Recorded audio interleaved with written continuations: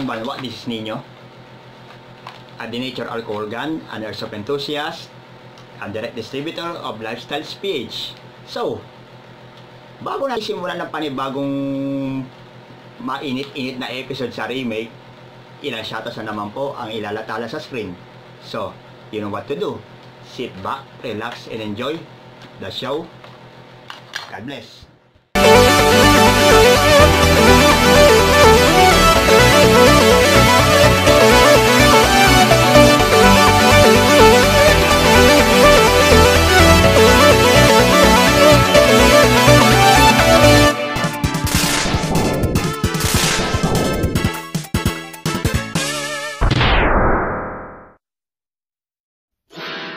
Yon. Now, we have already given the shoutouts. So nalalapit na naman po ang reverse expansion sa buwan ng September. Pinaplatya ko pa yung 4 part episodes na naman ng reverse expansion. Pero hindi natin masabi, baka may mga specials na episode din dyan. So, antay-antay natin mga kamongols. So, startin na natin ang panibagong episode dito sa remake. So, on Interval 11 of Ninja's Revenge Remake, Season 1, known as, ayan no, The Fiend. Oh, so yun lang.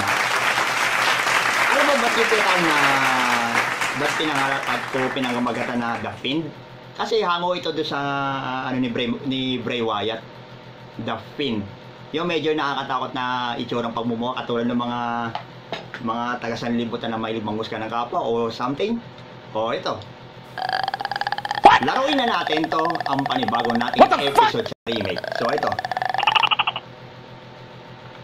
anong paliwanag dito sa akin? Ito, para sa akin, ba't yun ang pinamagatan? Ba't ko pinibigyan ng title yan? Ganito yun. So, for me, life doesn't need to be complicated. I firmly unfriend unfriendly friends right away and focus on friends that have the potential to be a real friend. Sad to say, but it's all bloody true. O, diba?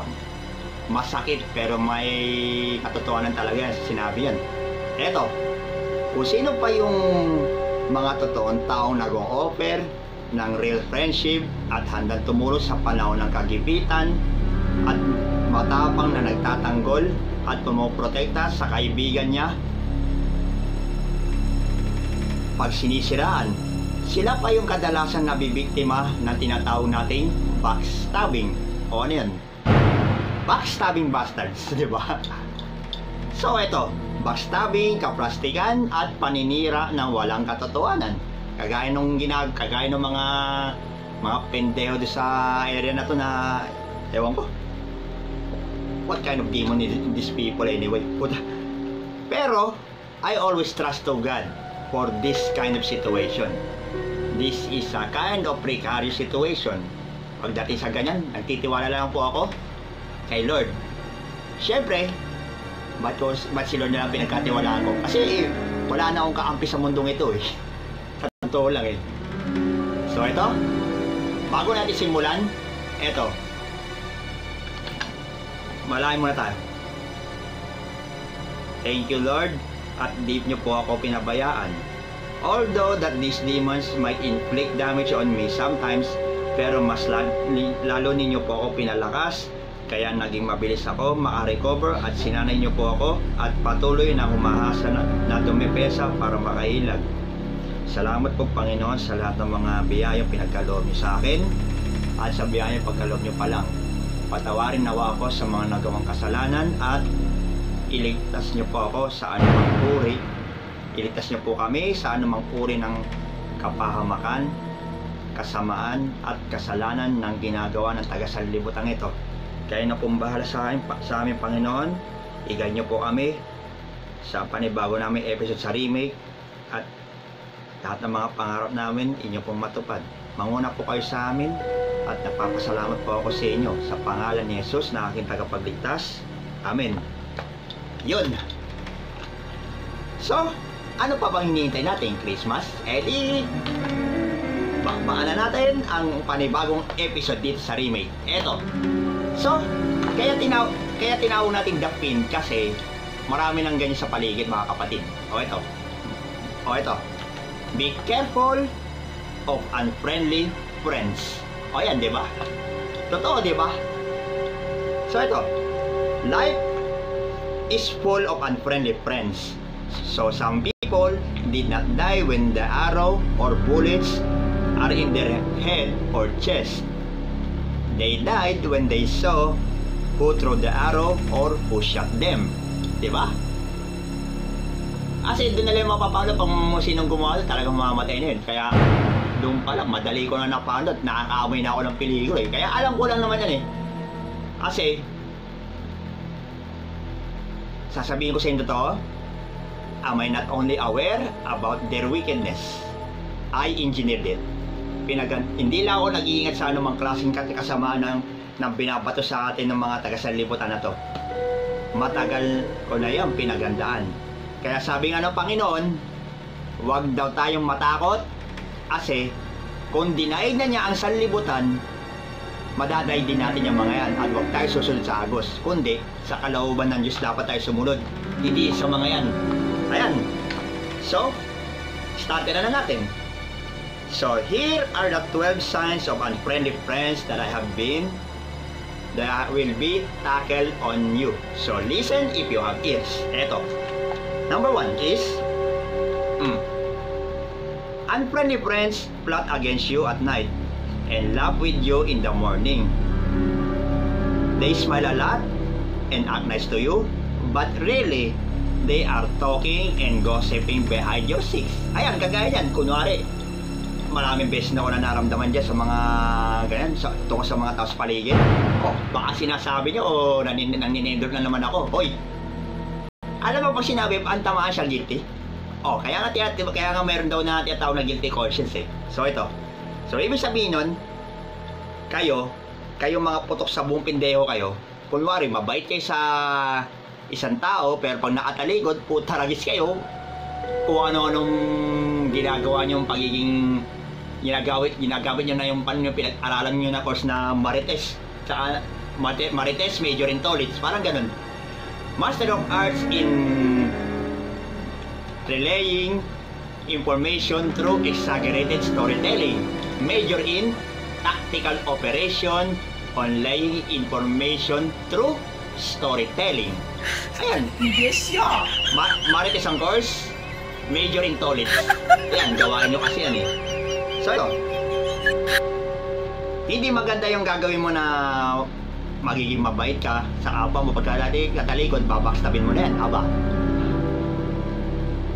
Hindi maganda yan kasi alam mo bakit? Kasi mukha kang timang na musang na hindi maintindihan.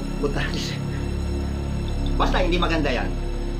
Tapos, so next, eto. They appear when they need you and disappear when you need them the most. They are very selfish and self-centered. Kagaya nyo, mga siraulong daga kayo. Hindi pala kayong mga mukhang isdang makasarili o tiyatawag na selfish eh. Napaka-self-centered nyo pala. Parang ewan ko, anong klaseng pag-iisip ang meron sa inyo? Parang ganito. Kilala ka pag may pera ka, kilala ka pag may kailangan sa'yo, kilala ka pero pag wala, kihuda ka, lahat. Iwala ka mga yan.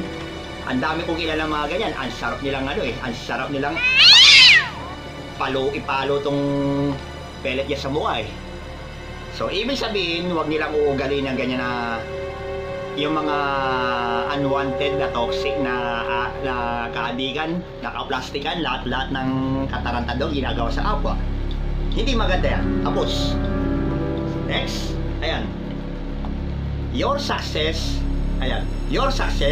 threatens them. They get upset when something good happens to you. Ayan, they are highly covetous. Kaya kagaya siya sabi ko sa inyo, success hits differently when no one believe in me. Totoo naman eh. Iba bumirada ang pagiging tagumpay pag yung mga ibang tao na katulad yung mga hype kayo, wala kayong believe sa kapwa nyo. Bagkus, mamalitin nyo pa, gagawin mo na, pagdunda mo kung ano-ano. pagsasalita mo pa na hindi maganda at pag-ano mo, gagawa mo ng kwento na halos puros kabulastugan, lahat-lahat. Hindi maganda yung ginagawa mo niyang kapatid. Kasi, ang ugali mo na yan, parang ano siya eh, yung tinatawag na inggitism. Bakit? Inggitism is some kind of a sakit sa inggit thingy, kagaya ng ginagawa niyo mga hinayupak na daga kayo. Hindi maganda yan. Tapos, so ito pa isa, number 4, ito maganda to eh. Parang nangyari na to nung ano eh, nung mga nakaraan pa eh. Ito, they blackmail you, ayan, they blackmail you emotional, takes advantage of you, cause you pain, hurt you, and deceive you.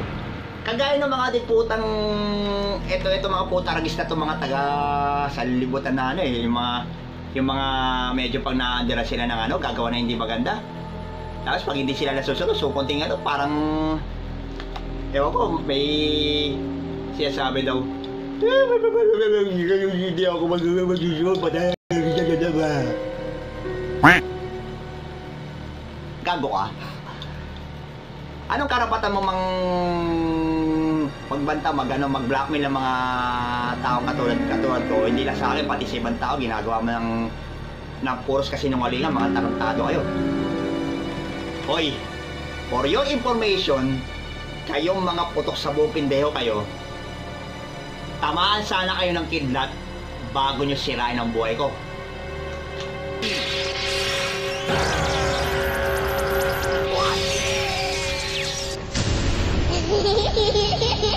Ayan. Tinamaan sana kayo ng kidlat pag bago nyo gawin na paninira nyo sa akin, pagsira nyo sa buhay ko at sa mga pangarap ko. Hindi maganda yan na mangbablackmail ng kapwa mo para ikaw ay maging matagumpay. Yung gagamitin mo yung pagiging sitari, saka sultan para lang ikay umangat at magkapera para lang ang gagawin mo, sisirain mo yung buhay ng isang tao. Aba, sobra anata mongoloid. Kaya hindi yata maganda ang ginagawa mo na yan, pambablackmail sa kapwa mo. Itigil mo na yan bago ka pa rin i-blackmail ang Panginoon sa langit. Tapos, so number 5, ito. They always try to compete with you and make you feel they are better than you. Putang ina kayo. Ang lakas naman ang lakas ng hype nyo para maipagkumpetensya sa akin. Kaya pala yung sinasabi nyo na lahat ng mga trabaho, inubos yung para ano? Ano, maipagkumpetensya sa akin? Hoy, ikaw mo, itong tao na to, nagbablog na to, mas maalam pa sa mga pag-uugayan, sa mga moral turpitude na nasasaksihan ko sa inyo. Ginagawa nyo na, nakipagkumpetensya kayo sa akin. Para ano? Para kayo si anti-feeling eh. Alam mo kung bakit anti-feeling ang yun ang bagong ng kalaban ng Marites na Antolits eh. Ayan, si anti-feeling. Bakit anti-feeling? Ayan. Feeling magaling, feeling marunong, feeling mayaman, feeling akala mo, feeling boss. Putang ina. Sa bagay, tapos feeling siga, akala mo kung sino matawin. Pero putang ina, bag naman ang yung feeling malinis, yung iba nagmamalinis. Feeling malinis, pero putang ina, sila mismo may bahay ng dungis. Tapos yung feeling magaling, putang ina, aning-aning naman pala, parang masi aklas na may tililing, kagaya mong hayop ka. Ang ina ka. Asan ang sinasabi mo na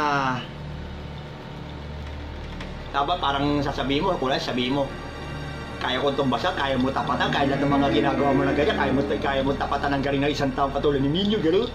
Eh putang ina ka eh, kahit bahay nyo nga palang mismo, kaya nilang tapatan eh.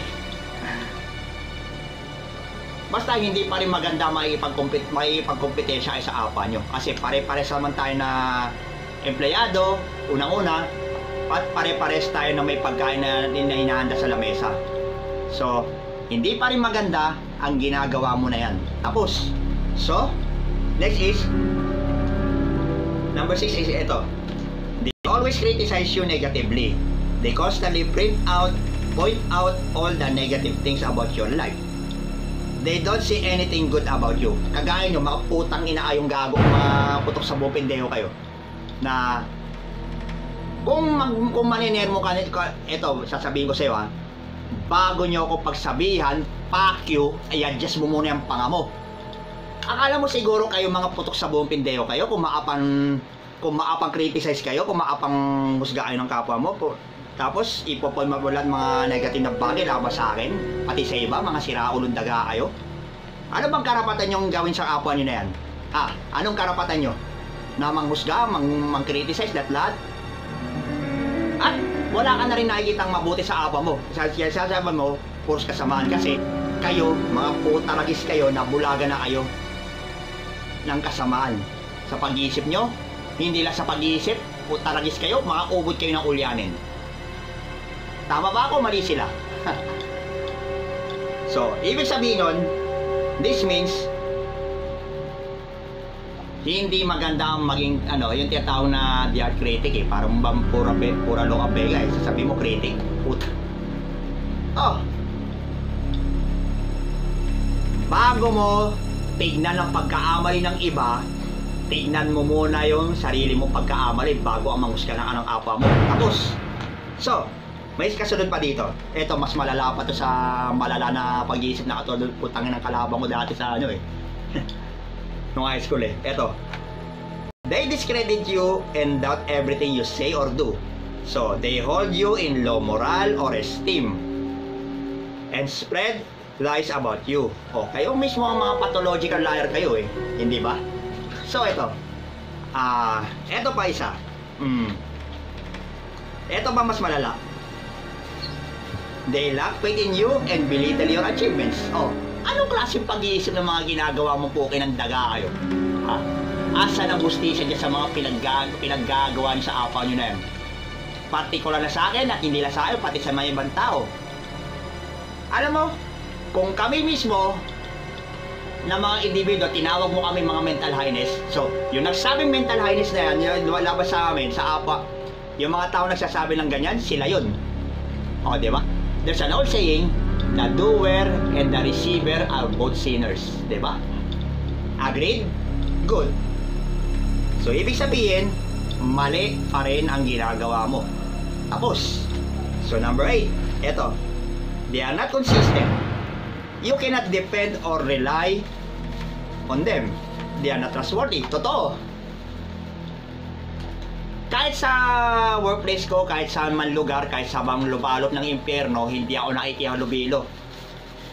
Lalo ba pagdating sa mga masamang tao katulad nyo, na wala kayong ginawa, kundi mangbelita lang kapwa nyo at kung ano-ano pa mga klaseng kagaguhan na ginagawa nyo sa kapwa nyo.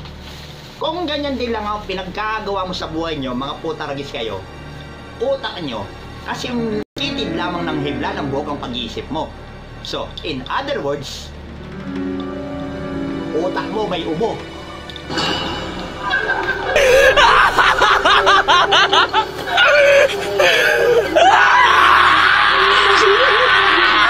Ito gago eh. Ito kumayos ka, demonyo ka. Hindi maganda ang ginagawa mo na yan. Sa bagay, wala na rin lang naman ako naging kakampi sa mundong ito, kundi ang Panginoon mismo. At yung mga totoong kaibigan na nasa paligid, yun lang naman eh. Hindi kayo mga putaragis kayo, mga plastic kayo sa apa nyo. Mga mas kunwari mabait pero pagkatalikod tatraidorin nyo lang. Anong klaseng kadyablo ang ginagawa mo na yan? Ito, nasaan ang gustisya dyan? Nasaan kinandaga ka? 2 beses na yan! Isa kang gago! Pwede lang kayo ipasok. May panibagong discovery. Bagay kayo dun sa National Geographic.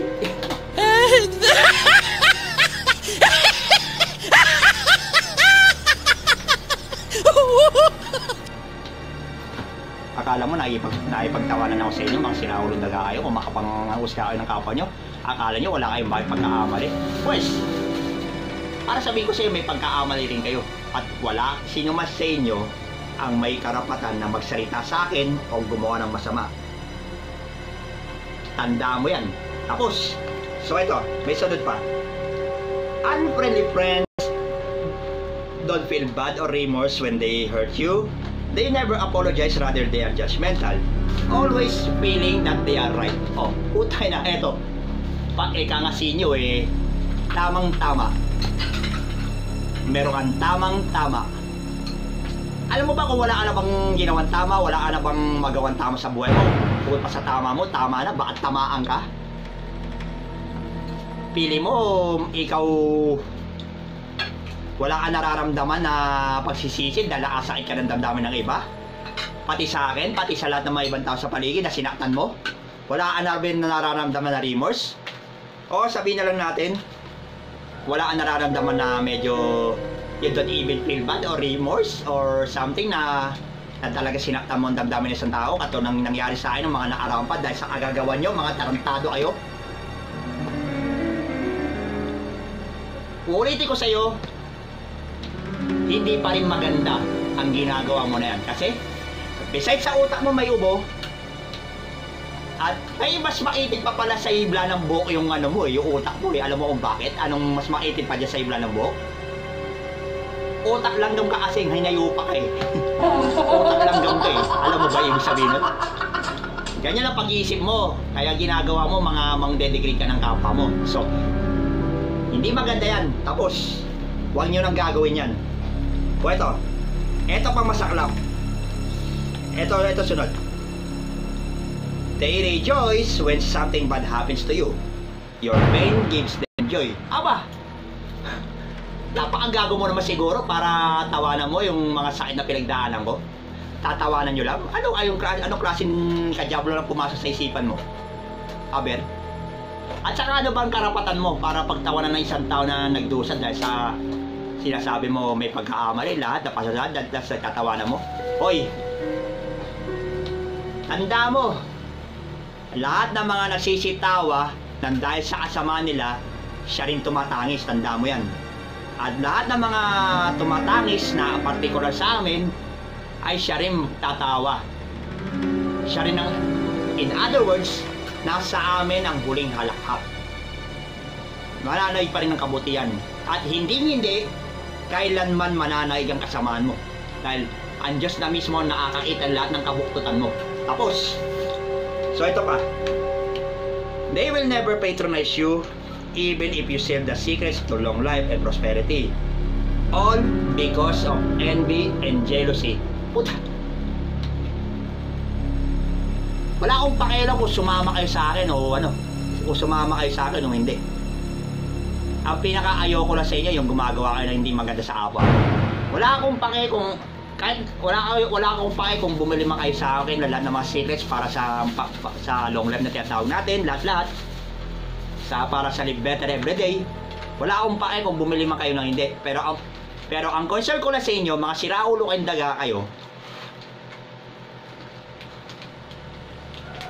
yung utak mo na yan na bahiran ng inggit at o di kaya ng pagsiselos yan. Puta, envy and jealousy. Puta, alam mo ba yung jealousy? Alam mo ba yung jealousy? Yung bintana nakapiraso ng salamin na maandang ipalo ko sa pagbubuka mo. Palo ko sa ito eh. Jealousy. Yan ang kapiraso salamin sa bintana kapag pinalo ko yan sa mukha mo. Jealousy. Tapos, so last but not least, mga kapatid, mga kamongols, eto, pinakamasahol pa sa hayop na katulad ng mga bagong tuklas sa National Geographic. Eto. They are happy when you share your secrets with them because they are going to use it against you. Ayan. Iyak-iyak din. They blackmail, hurt, or betray you without your notice. Kaya ayoko minsan magsasama sa mga ibang tao sa paligid kasi alam mo kung bakit? May mga ilan sa kanila magkukunwaring anghel, pero putaragis yan, may tinidor sa likod, may sungay, tsaka may buntot na naanakukubi sa likuran. Mukhang anghel sa harap, pero pag nakatalikod oh, fuck you, tarantado.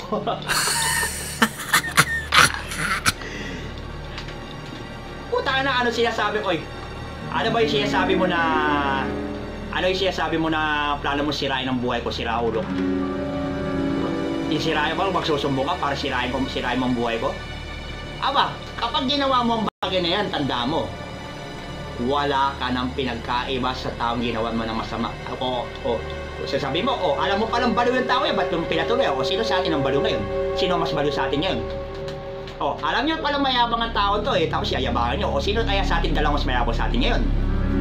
Kung putang ina kayo, kung magbablockmail kayo sa apa nyo, magbabanta kayo, mag-ano kayo sa mga sisirain yung buhay ng isang tao, aba, yan ang pinakamalaking kasalanan ng ginawa nyo sa Panginoon. Sa presensya ng Panginoon, gumagawa kayo na hindi maganda. Aba, gaya na sinabi ko sa inyo, hindi kayo magmamana ng kaharian ng Diyos. Tandaan mo yan. Yung pinupura ko, sabihin na natin yung pagpupura ko dito. Ano ba yung sasabing expression yan? Yung tinatawag na medial expression. Tama. Medial expression. It is a medial, yung pagmumura ko rin dito sa vlog, it is a medial expression according to the Philippine Constitution of 1987. Ayan. Wala siguro kayong maiintindihan kasi sarado ang utak nyo Kumbaga, dinagyan nyo ng padak ang pag-iisip mo Besides sa pag-iisip, mukha ka pang kunyari, sira ulo ka Kung maapang musga ka, maapang banta ka, kunwari, bait-baita kayo, hindi magandang ginagawa mo sa apa mo na yan. Tanda mo.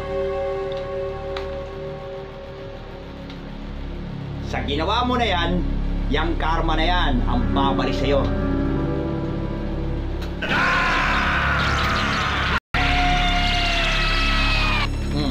Eto ka, gago.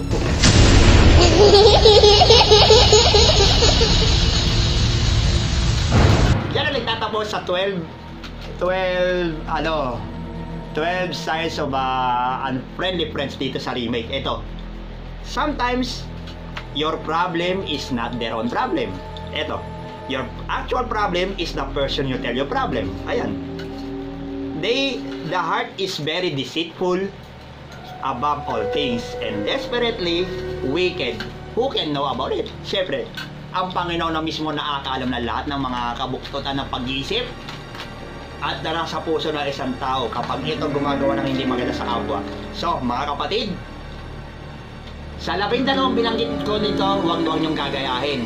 Kung ayaw nyo siguro na hindi kayo magmamana ng kaharian ng Diyos. Tapos, so, this has been the fin that have been tackled on the remake season 1. So we have to end this vlog for now. So this is Nino, a direct distributor of Lifestyles PH, a Denetio alcohol gun, and an airsoft enthusiast. So like, share, and subscribe sa lahat ng mga panibago natin mga episodes sa remake, Pelican reviews, repair scraps, anything and everything. Sit back, relax, and enjoy the show. See you around. God bless. Hindi ko rin napansin Dapat hindi ako naging manhid sa damdamin nyo. Hindi, okay lang sa amin. Wag mo na lang kaming intindihin. Kaya naman, baka gusto nyo nang gumanti sa akin ngayon.